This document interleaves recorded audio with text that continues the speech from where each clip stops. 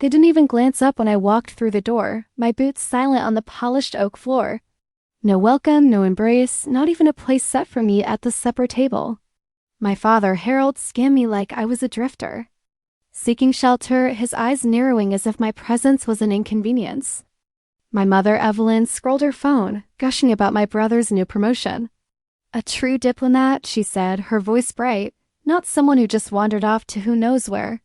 That night, I slept on a cot in the basement, my childhood bedroom, now a storage space for my brother's campaign posters. He was running for city council, the favored son with the flawless future. I was the one they barely acknowledged, whispered about as a dropout, a failure who fled when life got tough. They never knew I'd navigated war zones, decoded encrypted threats, or saved lives with steady hands under pressure. No one asked what it cost me to return whole until the afternoon of the gala. The entire family was there and I stood alone. By the dessert table, ignored in plain navy blue while they fawned over my brother's tailored suit and rising star. Then she entered, a senior intelligence officer, my former handler. She froze, her gaze locking onto me like I was a specter in broad daylight. She strode forward and said, loud enough for all to hear, Agent Commander. The room fell silent, and my story began to unravel. I'm Lena Carver, 36, from Oakridge, a quaint town outside Augusta where ambition was revered and deviation was scorned.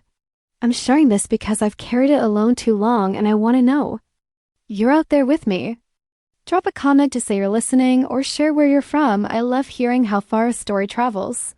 If you feel moved, hit subscribe. It helps stories like mine reach others who need them. Now, let me take you back to that day. Georgia heat greeted me first, thick and unrelenting, as I stepped from the rental car onto the gravel drive of our family home in Oakridge. The Carver house stood pristine, manicured lawn, fresh white paint, a flagpole bearing the state flag, still as proud as ever.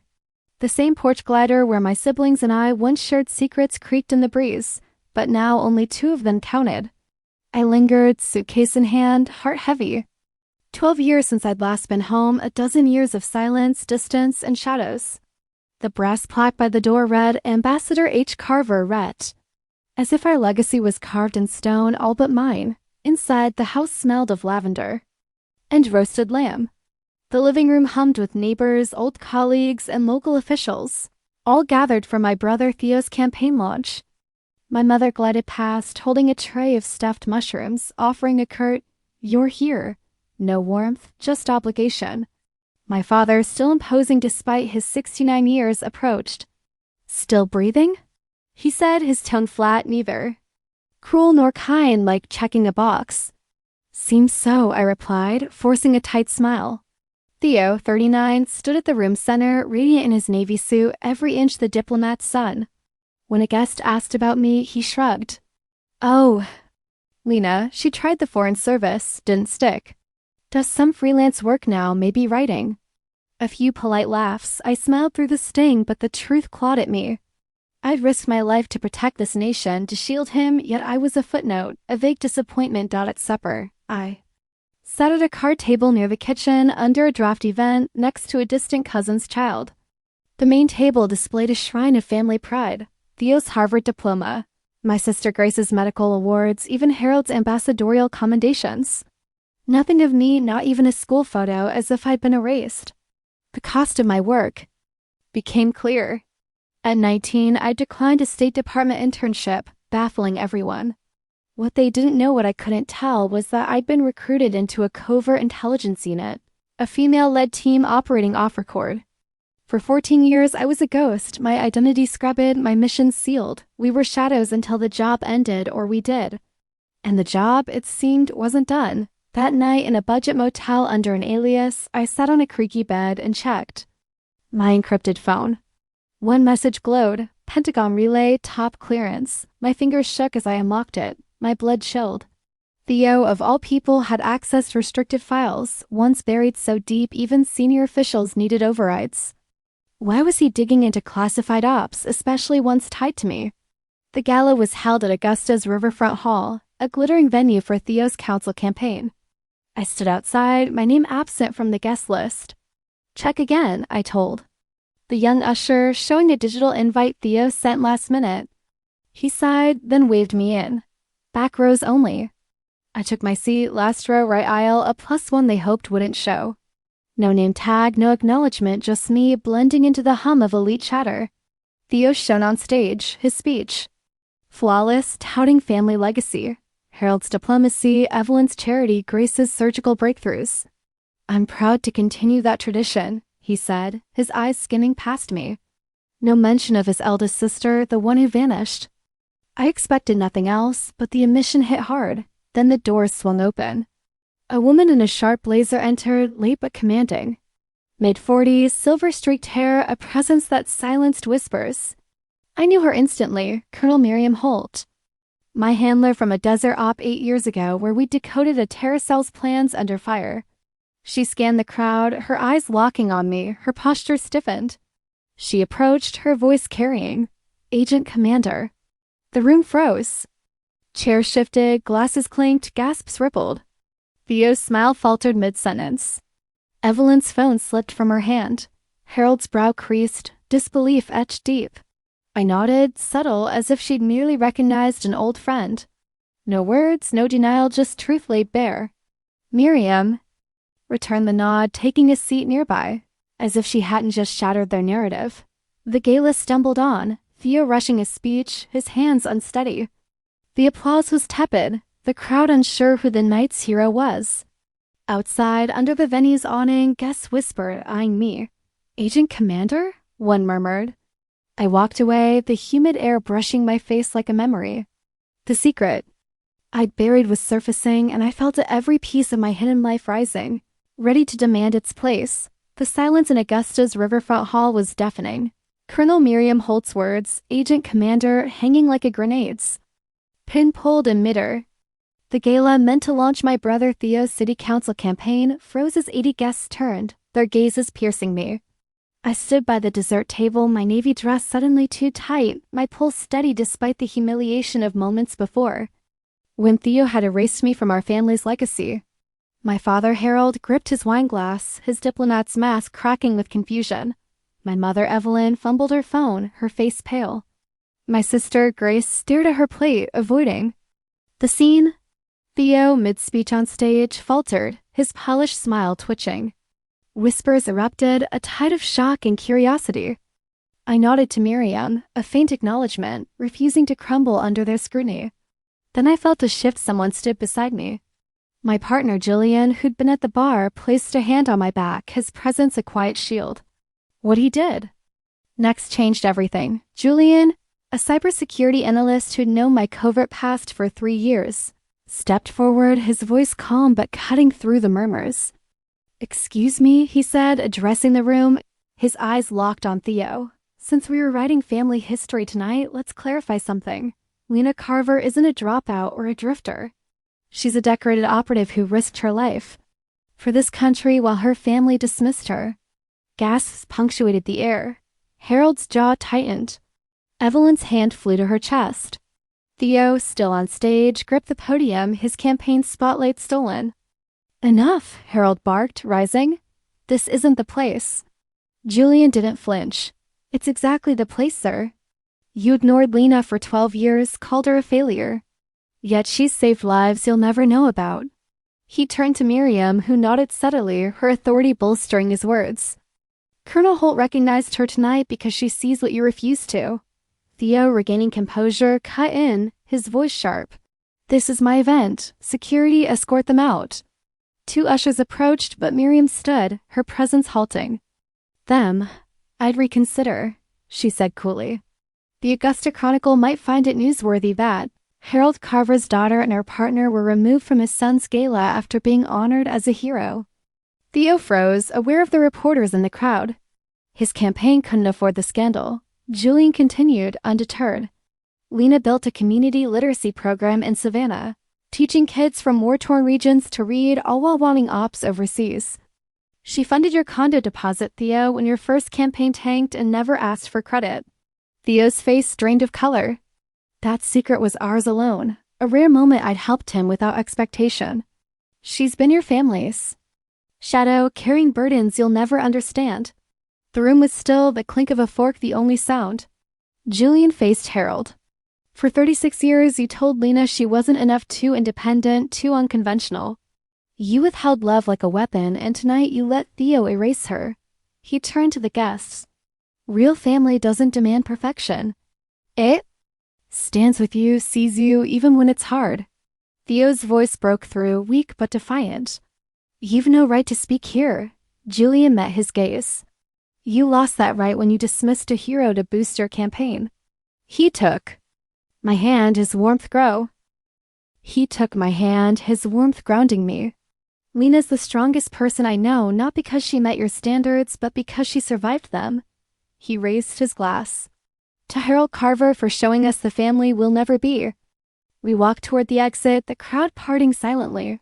Harold's voice followed. Leave now and you're cut off, both of you. We didn't pause. A retired diplomat at the door gave a slight nod, respect in his eyes. Outside, the Georgia. Night air was heavy, the riverfront hall's glow fading behind us. Julian opened the car door and we drove to our motel, the hum of the engine filling the silence. Are you okay? He asked, his voice soft. I was shattered, exposed, yet oddly relieved. I think I might be, I said, my voice raw. At the motel, I collapsed onto the bed, tears spilling for the family I'd lost, and the truth now laid bare.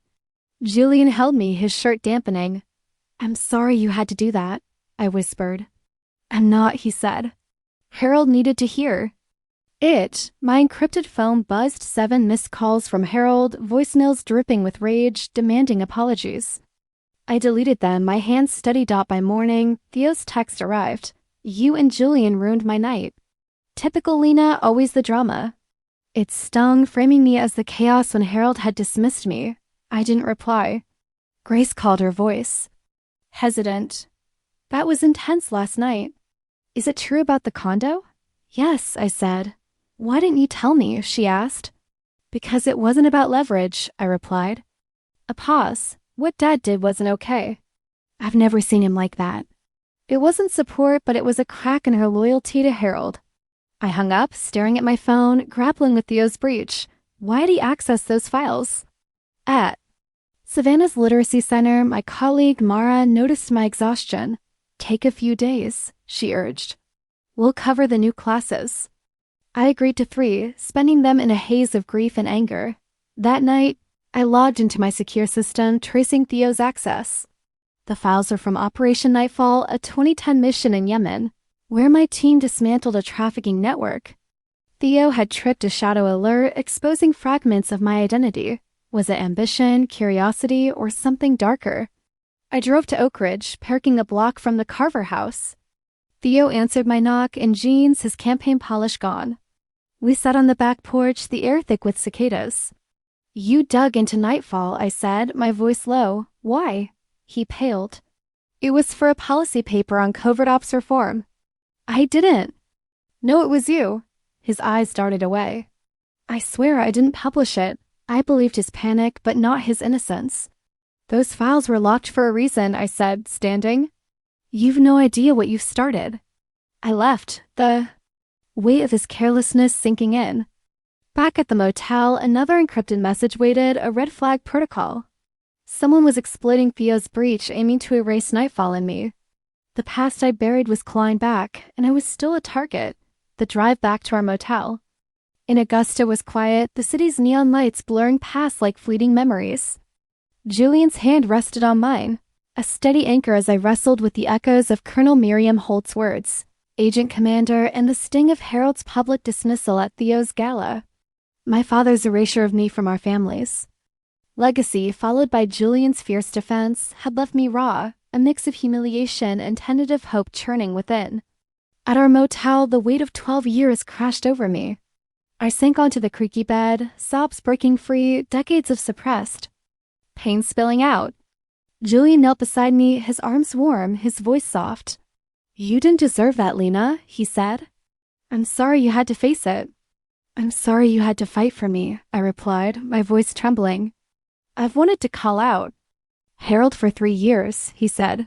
He doesn't get to define you anymore. We stayed up until 3 in the morning, dissecting the gala's wreckage.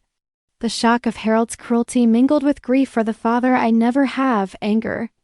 at Theo's dismissal and a faint relief that my truth was no longer buried. Did I push too far? Julian asked, a rare uncertainty in his eyes as we prepared for bed. You gave me a voice when I had none, I said. No one's ever done that. Sleep came in fragments, interrupted by my encrypted phones. Buzzing, Harold left 8 voicemails, each laced with fury, demanding I apologize for Julian's disgraceful outburst. I ignored them, the screen's glow casting shadows like a brewing storm. Morning brought a text from Grace. You. Always make it about you. Dad's gala was ruined because of you and Julian. Classic Lena. Her words cut, painting me as the disruptor, not the daughter Harold had dismissed. At 10, Theo called, and I almost didn't answer, expecting blame. That was a scene last night, he said, his tone cautious. The condo money, is that true? Yes, I replied, guarded. Why keep it quiet? He asked. Because it wasn't about owing me, I said. A pause. Dad was wrong to do that. I've never seen him so cold. It wasn't an apology, but it was the closest Theo had come to questioning Harold.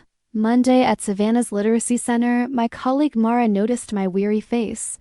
You look like you've been through hell, she said, offering tea. I shared a brief version of the gala. Take a week, she insisted. We'll manage the new reading groups. I can't stop for family drama, I protested. Lena, she said gently, this is deeper than drama, rest. I took 4 days, spent in a haze of tears and old movies. Julian worked remotely. His presence a quiet comfort as I processed the emotional fallout. The world moved on, oblivious to my inner chaos. Wednesday, the motel's buzzer startled me.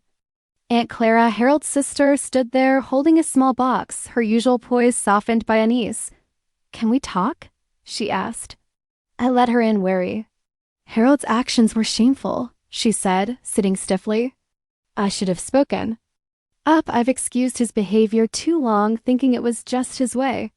She handed me the box, photos of my mother, Evelyn, laughing with me as a toddler. Harold teaching me to ride a bike, his smile patient. He wasn't always so rigid. Clara said. Evelyn's heart condition hardened him, made him cling to control. I studied the images, glimpses of a father I barely remembered. That doesn't excuse him, I said. No, she agreed. But know he once loved you freely.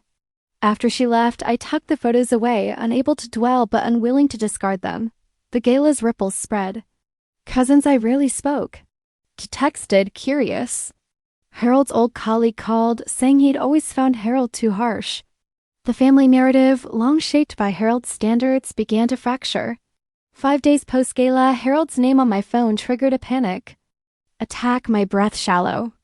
Julian guided me through exercises, his voice calm. That night, he found a therapist, Dr. Emily Ward, whose profile promised expertise in family trauma. My first session was set for Monday. What if I'm too broken? I asked Julian, fear surfacing.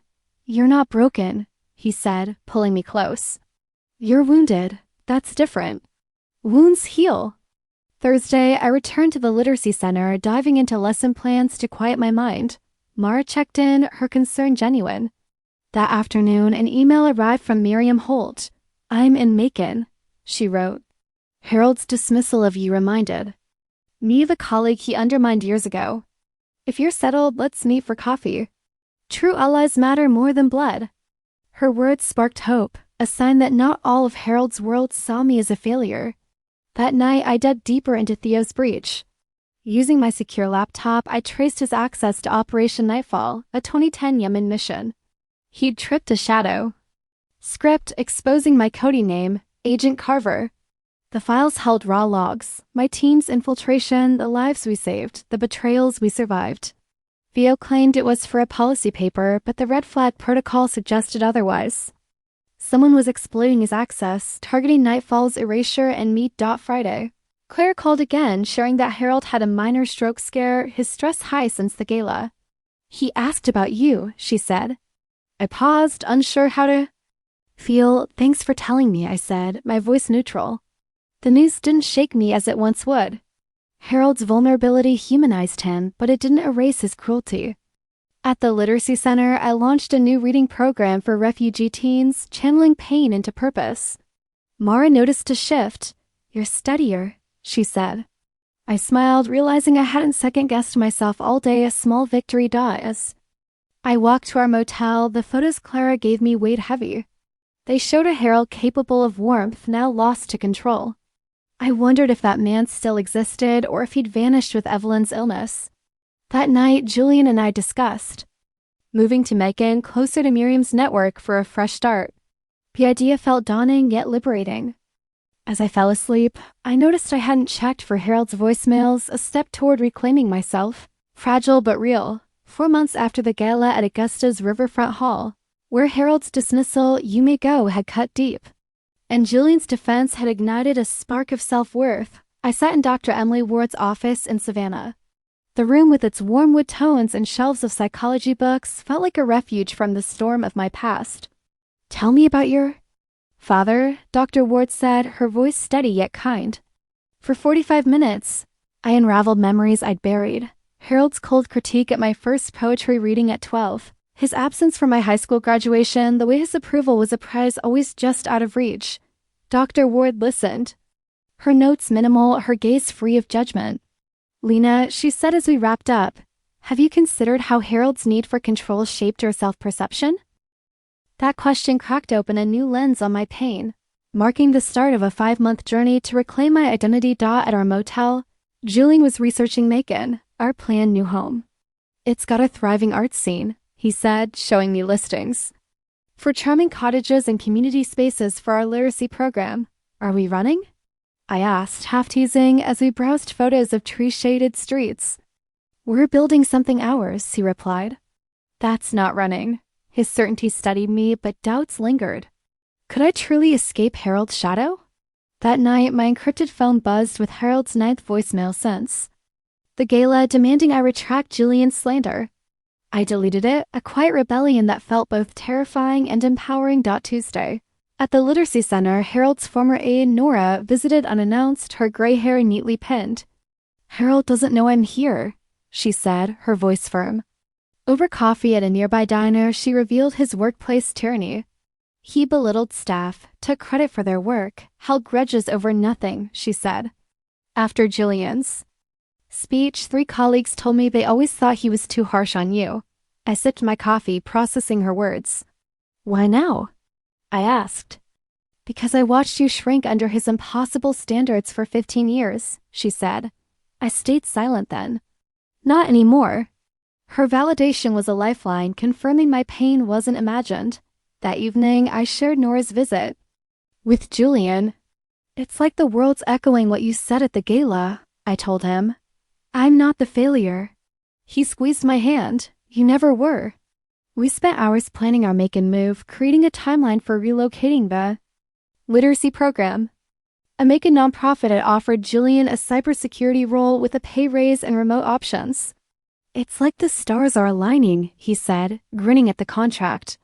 We set a 6-month move date, giving us time to transition the program and settle. Family dynamics shifted. My mother's cousin Ruth called from Athens, inviting us to visit. "Evelyn would have hated Harold's cruelty," she said. "You're so like her, creative, resilient." She sent scans of Evelyn's poetry notebooks filled with verses I'd never read. Discovering my mother's love for words felt like finding a piece of myself. I placed her notebooks beside Clara's photos, a growing archive of a warmer past. "She'd be proud," Ruth added, her voice warm. At the Literacy Center, I launched a mentorship program for refugee teens, turning pain into purpose. Mara noticed a change. "You're carrying yourself differently," she said. "More certain." I smiled, realizing I hadn't doubted a decision all morning. A small triumph. Theo called, his tone less guarded. "I've been thinking about the gala," he said. "I should have spoken up when Dad dismissed you." His words surprised me. "Why now?" I asked. "I'm tired of being his shadow," he admitted. "I started therapy.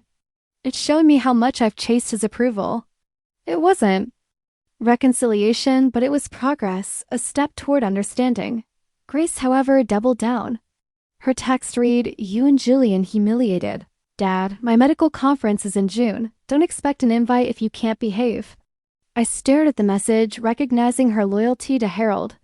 I replied politely, wishing her well, and let it go. Her rejection hurt, but it didn't shatter me as it once would.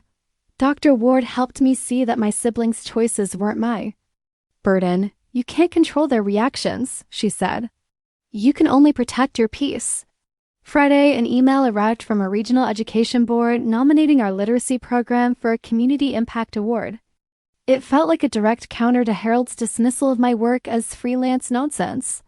I shared it with Julian, who hugged me tightly. This is you, Lena, he said, not Harold's version. That night, I wrote in a journal, Dr. Ward suggested, venting my anger at Harold's cruelty and my fear of carrying his judgment forever. I hate how you made me feel worthless, I wrote, my pen shaking. I hate that I still want you to see me. The words released a burden. Loosening his hold. The next day, I dug deeper into Theo's breach. The encrypted message hinted at a larger threat. Someone was using his access to Nightfall to erase my team's legacy. Using my secure laptop, I traced the shadow script to a congressional server, suggesting a political motive. Was Theo a pawn or complicit? I met him at a quiet Augusta Park. You accessed Nightfall, I said, my voice low. It's bigger than a paper, Theo. Someone's exploiting it. He looked shaken. I swear it was just research. I didn't know it'd trigger this. His fear seemed genuine, but I wasn't sure. Fix it, I said, leaving him in the dusk as we scouted Macon. Signing a lease for a cottage with a study for the literacy program. I found the cracked frame from our wedding photo, damaged during Harold's last visit. This stays, I told Julian, setting it on our shelf. A reminder of what we've survived. He nodded. The past doesn't own us. Driving back, I realized I hadn't checked for Harold's messages in days. The ache of his rejection was fading, replaced by a growing sense of agency. I wasn't free yet, but I was moving toward it, one deliberate step at a time. 5 months after Harold's crushing dismissal at Theo's gala in Augusta's Riverfront Hall, I sat in Dr. Emily Ward's Savannah office, untangling the threads of my father's conditional love. Therapy had become a cornerstone, helping me navigate the pain of Harold's words. You may go, and the hope sparked by Julian's defense and Colonel Miriam Holt's recognition. You're starting to see yourself beyond Harold's lens, Dr. Ward said during our weekly session. But expect days when his voice feels louder. She was right. Some mornings I woke gripped by doubt, convinced I was unworthy. Or a student's critique at the literacy center set me reeling. Yet, there were also moments of clarity, like leading a reading workshop without bracing for Harold's imagined scorn. You're crafting a new story, Dr. Ward said, one where you're enough. That idea, though fragile, felt like a lifeline at our motel. Julian and I finalized our move to Macon. We'd leased a cottage with a sunny study, perfect for the literacy program's new hub. 5 weeks until we're there, Julian said, taping a photo of the house to our fridge. His cybersecurity job at a Macon nonprofit was set to start in 6 weeks, aligning with our transition. The literacy program's relocation was underway. We'd hired a Savannah coordinator to manage classes while I scouted Macon venues. Each step felt like a declaration of independence from Harold's shadow. Are we insane? I asked Julian, surrounded by packing boxes. The best kind of insane, he grinned. Family ties evolved unevenly. Theo's calls grew regular, our talks less tense. During one, he admitted, I've been in therapy for 4 months. The gala showed me how much I've lived for Dad's approval. It's draining. His honesty stunned me. I envied you, he added. You forged your own path, even when it hurt. I never dared. I paused, shocked. Envied me? You were his star. I was his echo, Theo corrected. You were? You. We talked for 40 minutes, sharing memories that softened old rivalries. He wasn't an ally yet, but he was no longer a stranger. Grace, however, remained distant. Her latest text read, You and Julian disgraced Dad. My conference is in July. Don't come if you'll cause a scene. I recognized her allegiance to Harold, replying politely and letting it go. The sting was there, but it didn't devastate. Me, Dr. Ward helped me see their choices aren't your responsibility. Protect your space. My mother's cousin, Ruth, visited from Athens, bringing more of Evelyn's poetry notebooks. Your mother wanted to be a writer, she said, showing me delicate verses. She gave it up for Harold's ambitions. The notebooks felt like a bridge to Evelyn, grounding my creative drive. I framed a poem beside Claire's photos, a growing testament to my roots. At the Literacy Center, our mentorship program for refugee teens gained momentum. A local paper featured our work, highlighting a 14-year-old whose essay won a state contest. The recognition countered Harold's sneer at my freelance writing. I shared the article with Dr. Ward, who smiled. "You're creating space for others to shine." That night, I wrote another unsent letter to Harold, as Dr. Ward suggested. "I hate how you made me invisible.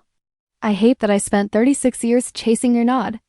The words eased his grip on my heart. An unexpected moment came at a Savannah book fair, promoting the literacy program. A woman approached, her face familiar. "Lena, I'm Diane, Harold's old colleague from the embassy." She was the one who'd nodded at the gala. "I'm in Macon now," she said. Julian's words hit home. Harold's demands hurt many of us. She shared stories of his harshness, echoing Nora's revelations. "Your work matters," she added, gesturing to our booth. "Don't let him dim that." Her support bolstered me, a reminder my worth wasn't tied to Harold's view. That night, Julian and I celebrated the fair's success with pizza and wine. "I didn't think of Harold once today," I said, surprised. Julian raised his glass. "To you, owning your story." As we packed, I found our wedding photo, its cracked frame repaired. It felt like my journey broken but mended. The next day, a panic attack hit, triggered by a donor's critical email.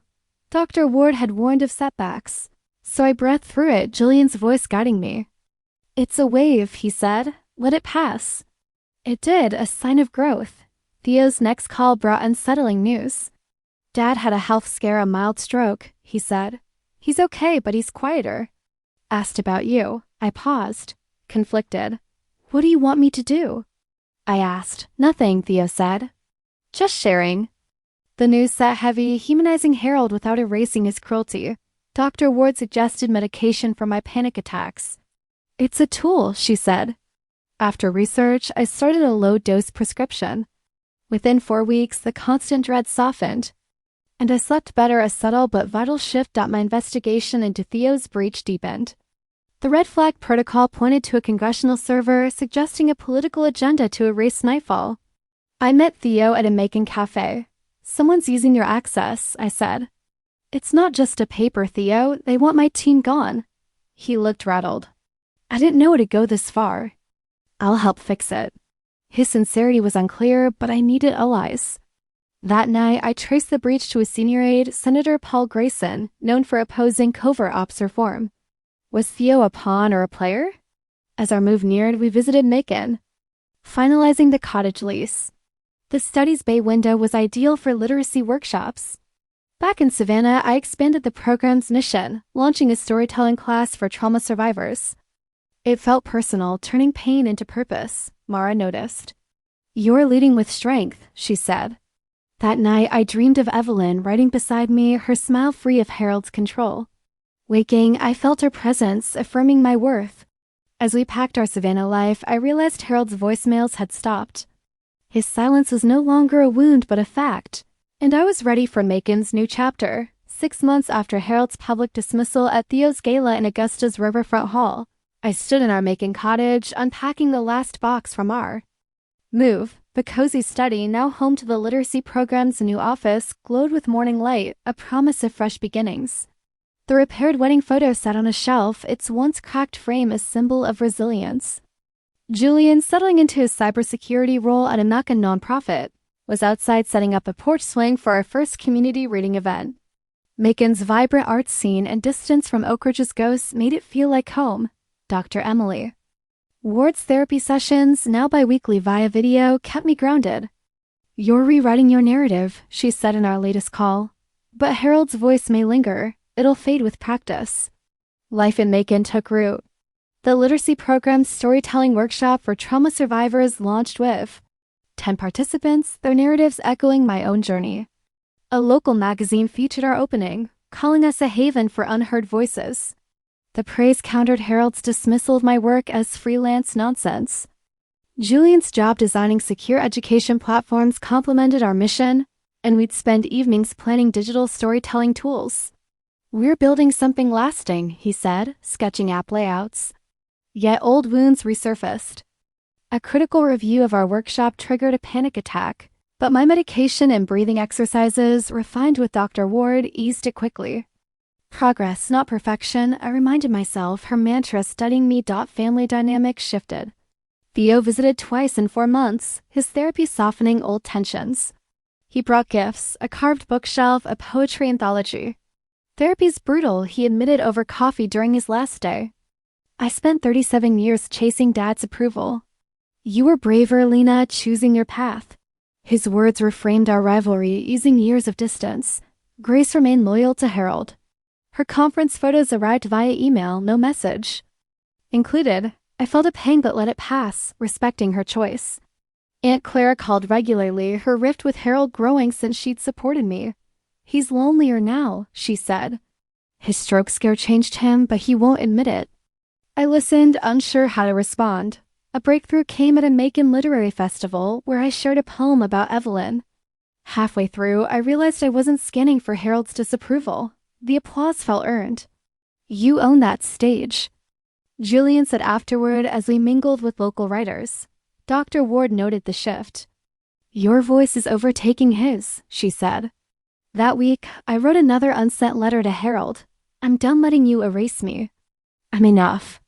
The act felt like shedding a weight, leaving me lighter. Then came an unexpected encounter. While visiting a literacy program partner at Macon's community hospital, I turned a corner and nearly bumped into Harold. He looked frail, leaning on a cane, his face lined, evidence of the stroke scare Clara mentioned. Lena, he said. His voice rough, surprised. Dad, I replied, my calm startling me. Theo said you'd been unwell. I hope you're recovering. He nodded stiffly. Just a checkup. We stood in the sterile hallway, staff passing like currents around us. You look different, he said, his eyes searching.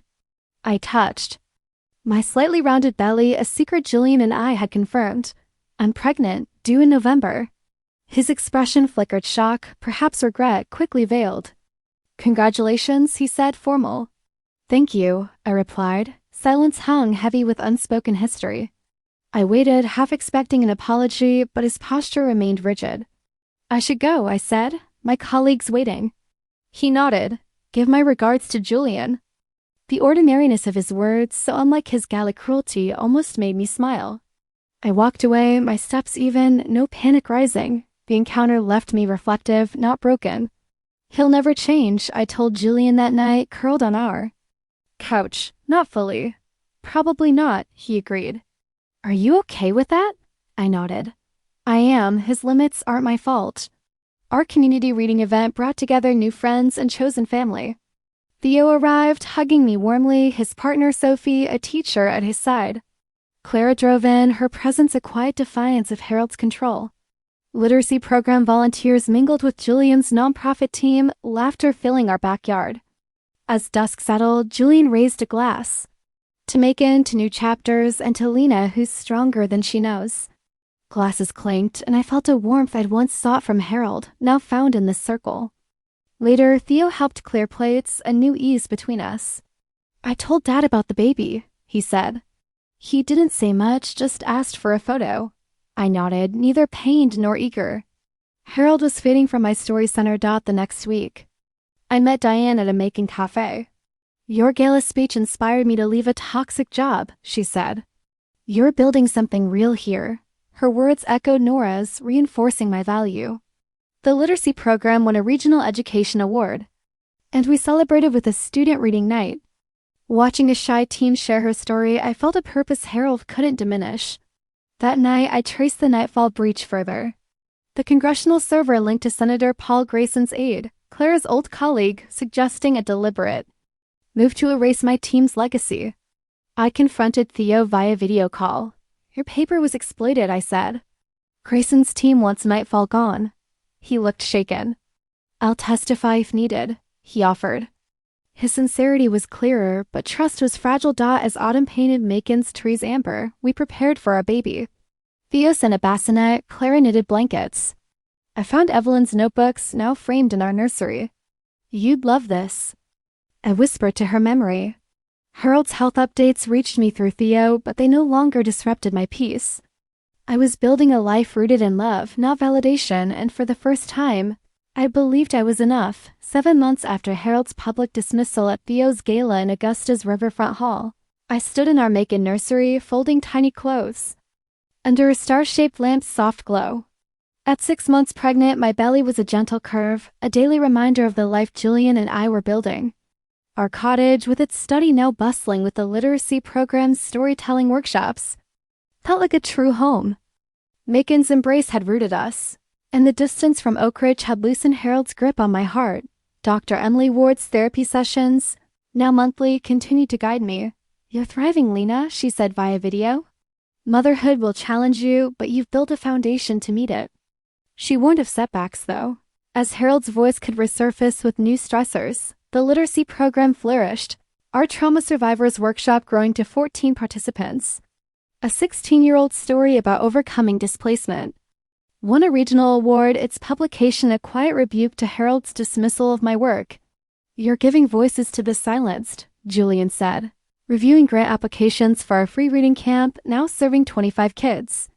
His cybersecurity job complemented our mission, and we collaborated on a digital archive for student stories. Doubts still crept in. Late at night, I whispered to Julian, "What if I'm like Harold? What if I demand too much from our child?" He'd hold me close. "You're asking that. That's why you won't. Family ties deepen with those who chose us."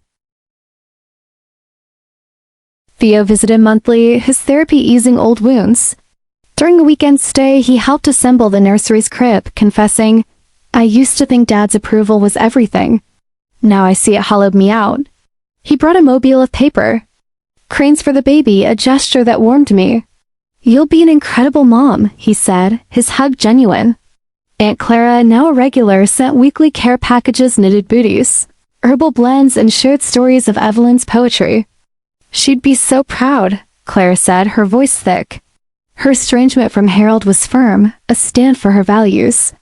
Grace's medical conference photos arrived, signed only by her and her colleague, Mark. I felt a twinge but let it pass, focusing on those who stayed close. A pivotal therapy session followed a dream where Harold loomed over the nursery, critiquing my every move.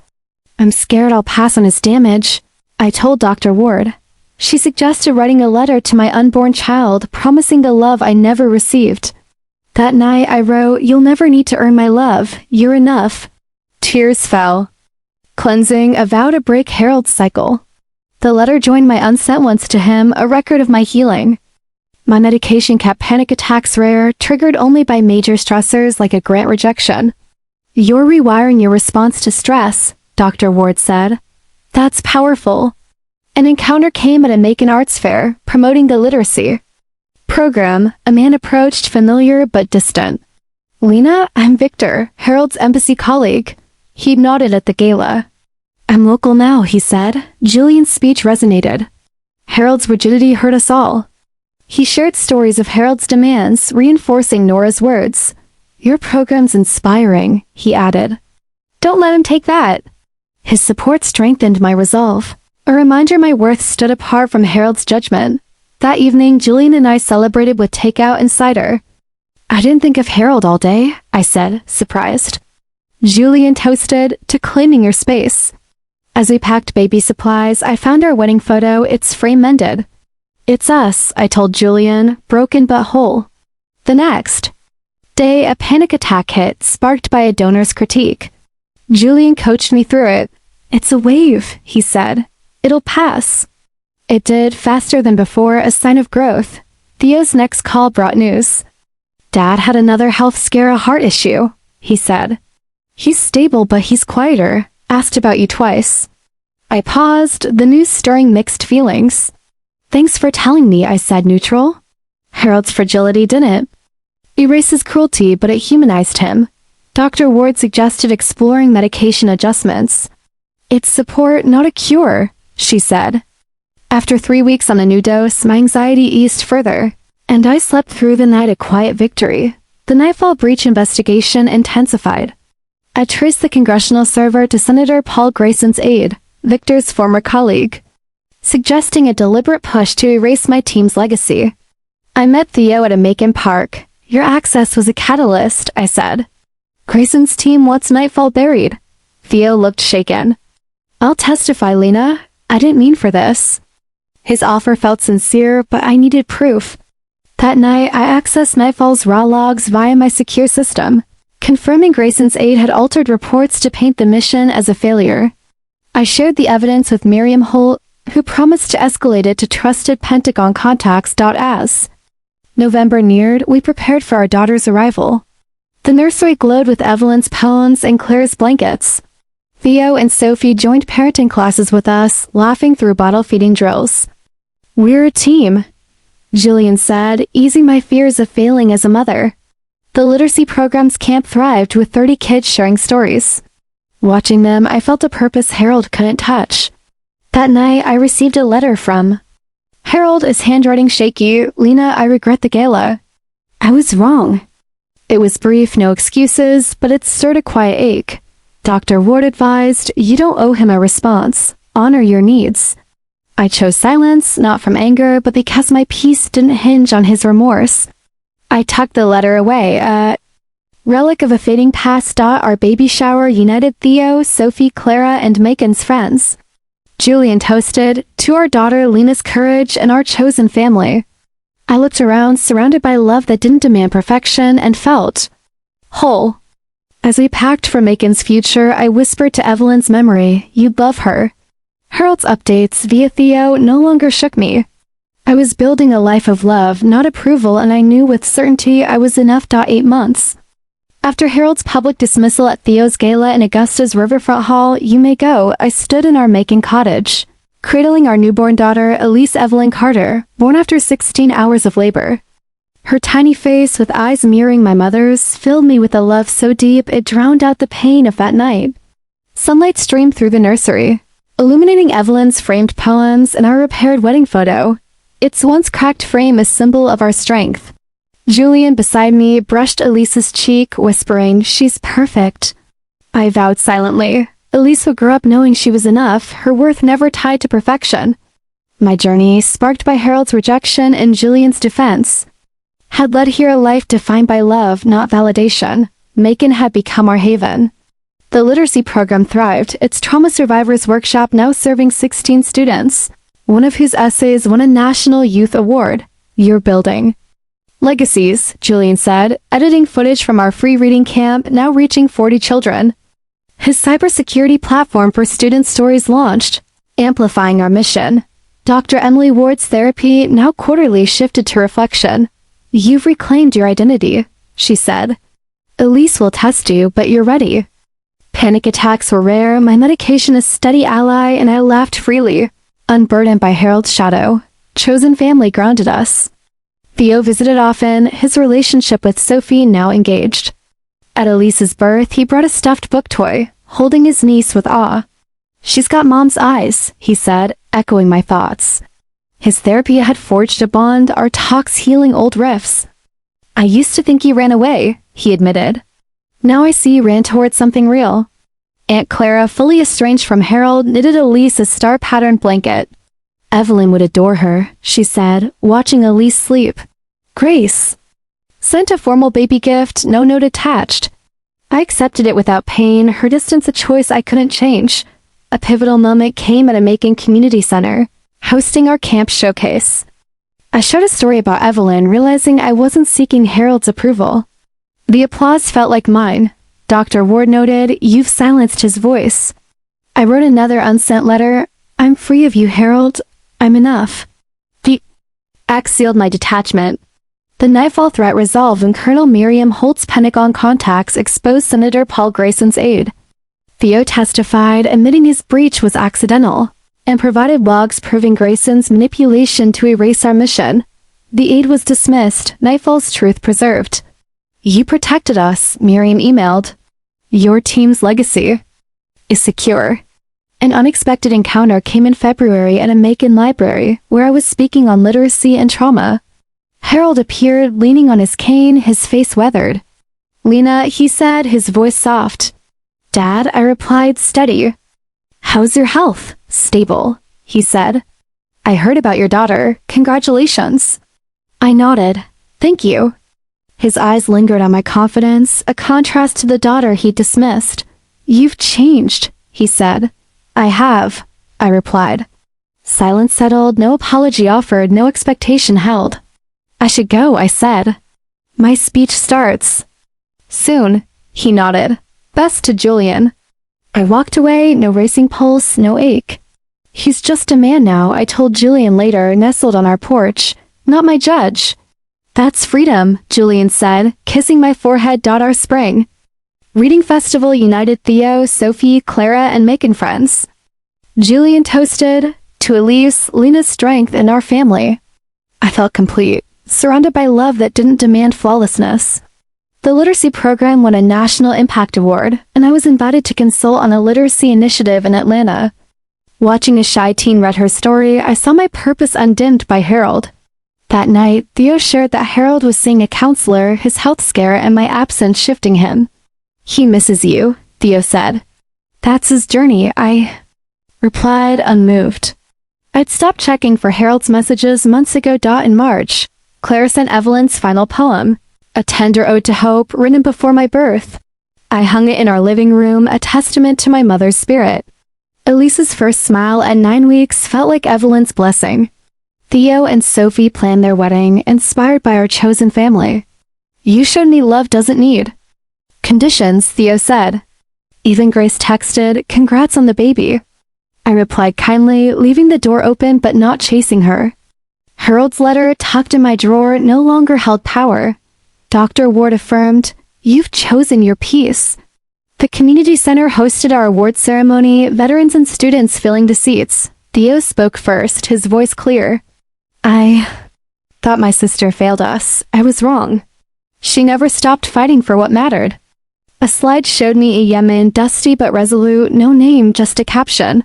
Some heroes framed the story itself. When I took the stage, the applause was thunderous, not for glory but for truth reclaimed. Harold attended, standing slowly to shake my hand. "I was wrong," he said, eyes wet. "I'm sorry." Evelyn followed, hugging me tightly. "I should have asked who you were." A young girl offered me a daisy. "I want to be brave like you," she said. I knelt. "You already are. Jay. You already are, just know it." At the mic, I held a Nightfall flash drive, a relic of my past. "I thought being unseen was the worst," I began, "but it's not. The worst is wondering if you matter to those you love. When you're seen, it's not about their apologies, it's about being ready to live your truth." The silence was profound, louder than applause. Our family wall now held my photo, Lena Carver, Agent Commander, Duty Boundless. If this resonates, if you've ever felt erased, share your story below. Subscribe to lift voices like mine. The bravest step is living seen.